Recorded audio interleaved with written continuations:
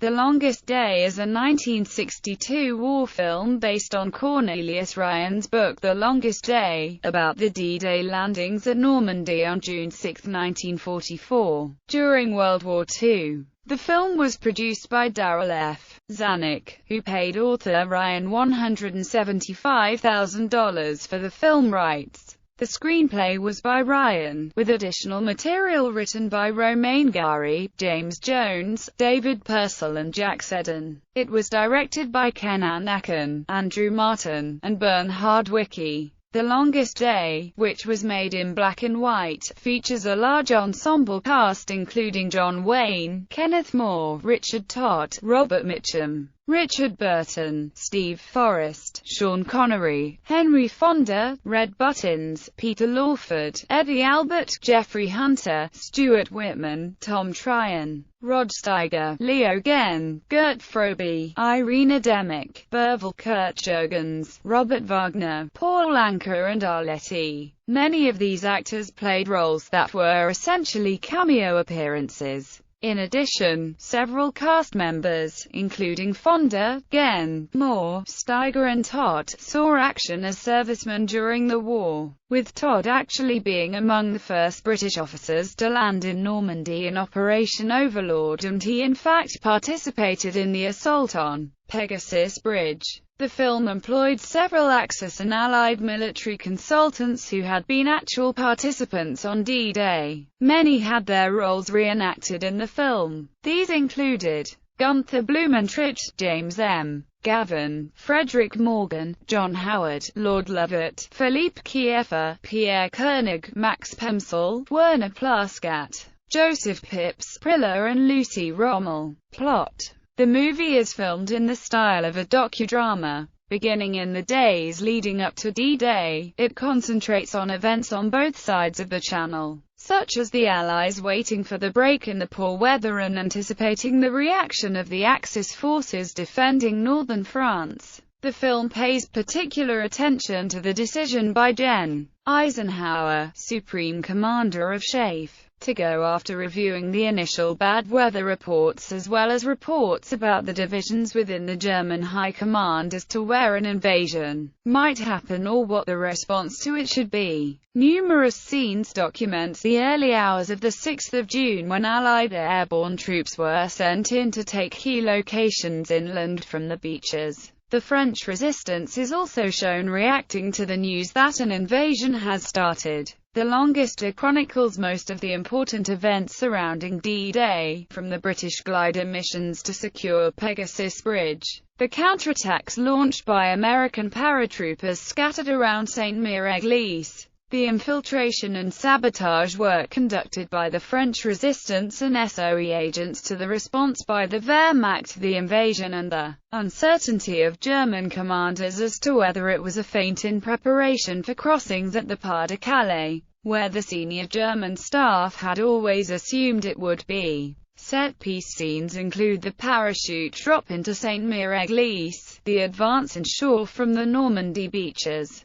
the U.S. Ranger assault group's assault on the Pointe du Hoc, the attack on Outram by Free French forces and the strafing of the beaches by two lone Luftwaffe pilots. The film concludes with a montage showing various Allied units consolidating their beachheads before the advance inland to liberate France. Cast: American, British, French, German production. Development: French producer Raoul Leacute signed a deal with Simon & Schuster to purchase the filming rights to Cornelius Ryan's novel The Longest Day. The 6th of June 1944 D-Day on March 23, 1960. After finishing The Truth, Leacute set up a deal with the Associated British Picture Corporation and got director Michael Anderson attached. Ryan would receive $100,000, plus $35,000 to write the adaptation's screenplay. Leacute intended to start production in March 1961, filming at Elstree Studios and the English and French coasts. But the project went into a hold once ABPC could not get the $6 million budget Leacute expected. Eventually former 20th Century Fox mogul Darryl F. Zanuck learned about the book while producing The Big Gamble, and in December purchased Levy's option for $175,000. Zanuck's editor friend Elmo Williams wrote a film treatment, which piqued the producer's interest and made him attach Williams to The Longest Day as associate producer and coordinator of battle episodes. Ryan was brought in to write the script, but had conflicts with Zanuck as soon as the two met. Williams was forced to act as a mediator. He would deliver Ryan's script pages to Zanuck, then return them with the latter's annotations. While Ryan developed the script, Zanuck also brought in other writers for cleanups, including James Jones and Romain Gary. As their contributions to the finished screenplay were relatively minor, Ryan managed to get the screenplay credit after an appeal to the Writers Guild arbitration. But the four other writers are credited for additional scenes in the closing credits. During pre-production, producer Frank McCarthy, who had worked for the United States Department of War during World War II, arranged for military collaboration with the governments of France, Germany, the United Kingdom and the United States. Zanuck also realized that with 8 battle scenes, shooting would be accomplished more expediently if multiple directors and units worked simultaneously. He contacted with German directors Gerd Oswald and Bernhard Wicki, the British Ken Annakin, and the American Andrew Martin. Zanuck's son Richard D. Zanuck was reluctant about the project, particularly the high budget.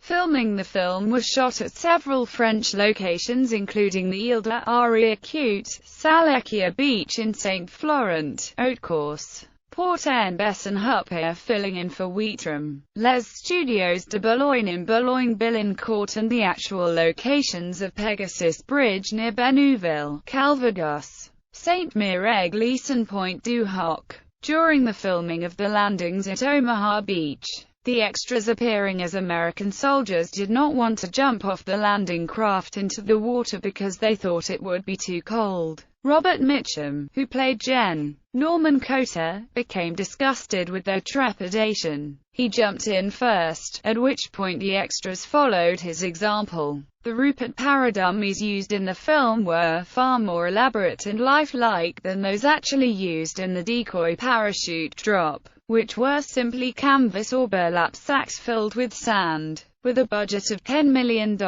this was the most expensive black-and-white film made until 1993, when Schindler's List was released. In the scenes where the paratroopers land, the background noise of frogs croaking, ribbit ribbit, was incorrect for northern French frog species and showed that the film probably used an American recording of background night noises. Darryl Zanuck hired several former military personnel to aid in direction. The director of American exteriors was Andrew Martin, director of British exteriors was Ken Annakin, director of German exteriors was Gerd Oswald. This was to ensure the most authentic military procedures. The film stayed on Sight and Sounds, a guide to current films, for almost 2 years after being released. The guide is a list of films of special interest to the journal and usually suggests that readers should view the film because of its high quality. Colin Maud loaned Kenneth More the shillelagh he carried ashore in the actual invasion. Similarly, Richard Todd wore the D-Day helmet worn by his character, Marge. John Howard. In the film, 3 Free French Special Air Service paratroopers jump into France before British and American airborne landings. This is accurate. 36 Free French Chasse jumped into Brittany on 5 June at 23:30. The first Allied soldiers killed in action were Lt. Den Brotheridge of the 2nd Oxon Bucks Light Infantry as he crossed Pegasus Bridge at 0:22 on 6 June and Corporal Émile Bouettard of the 4th Free French Chasse Battalion. At the same time in Plumelec, Brittany, the United States 6th Fleet extensively supported the filming and made available many amphibious landing ships and craft for scenes filmed in Corsica. Though many of the ships were of modern vintage, the Springfield and Little Rock, both World War II light cruisers, were used in the shore bombardment scenes. though it was easy to tell they did not resemble their wartime configuration. Gerd Oswald was the uncredited director of the parachute drop scenes into St. Mirren.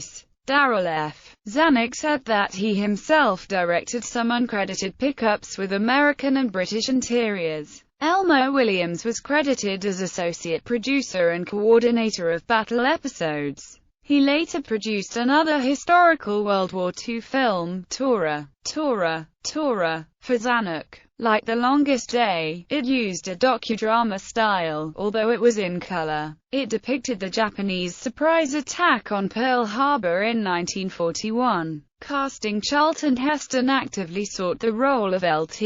Col. Benjamin H. Vandervoort, but the last-minute decision of John Wayne to take the role prevented Heston's participation. At 55, Wayne was 28 years older than Vandervoort at the time of action. While everyone else accepted $25,000 as payment, Wayne insisted on $250,000 to punish producer Zanuck for referring to him as "Poor John Wayne" regarding Wayne's problems with his lavish movie The Alamo. Zanuck hired more than 2,000 legitimate soldiers for the film as extras. Sergeant Kaffeekan's name is German for coffee pot, which he always carries. It is a common misconception that Bill Millin, the piper who accompanies Lord Lovat to Normandy with his bagpipes, played himself in the film. He was actually portrayed by Pipe Major Leslie Delaspy, the official piper to the Queen Mother in 1961. In St. Mirren,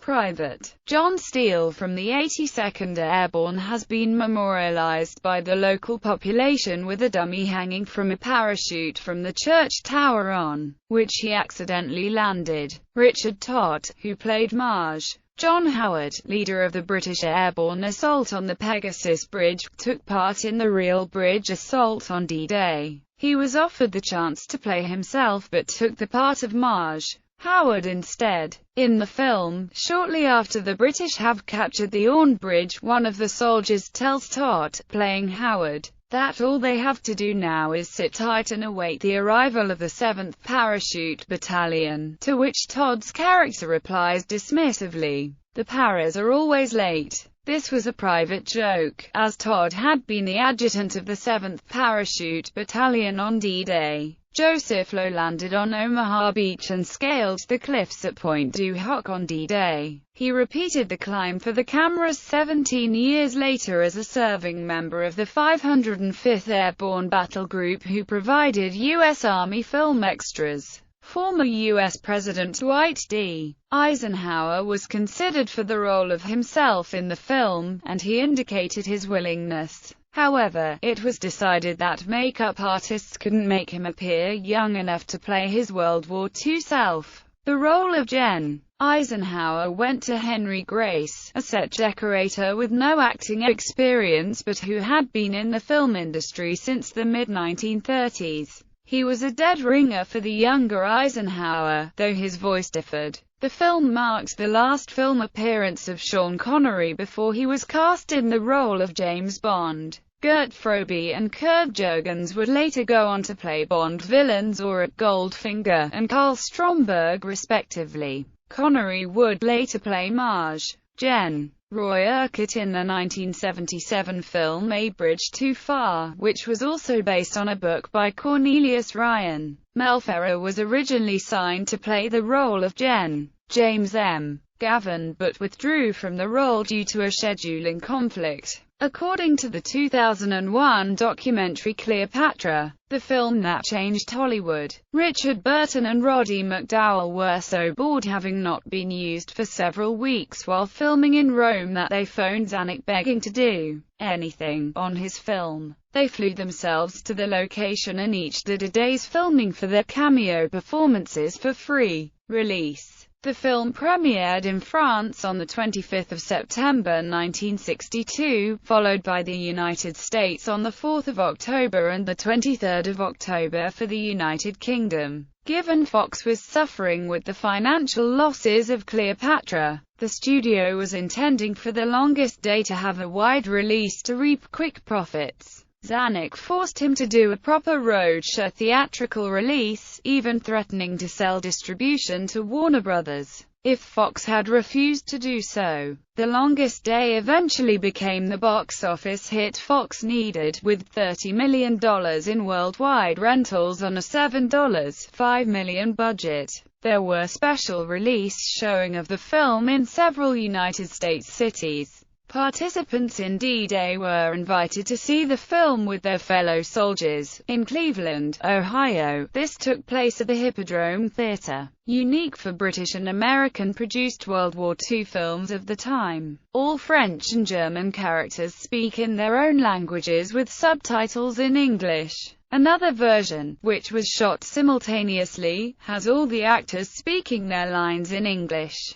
However, this version saw limited use during the initial release. It was used more extensively during a late 1960s re-release of the film. The English-only version has been featured as an extra on older single-disc DVD releases. Awards and nominations. Academy Awards for Best Art Direction: Ted Howarth, Elia Kutoen Barsak, Vincent Corder and Gabriel Becker. Academy Awards for Best Cinematography: Jean Burgoyne and Walter Watitz. Academy Awards for Best Editing: Samuel Lee Beatley. Academy Awards for Best Picture. Academy Awards for Best Special Effects: Robert MacDonald and Jacques Mormont.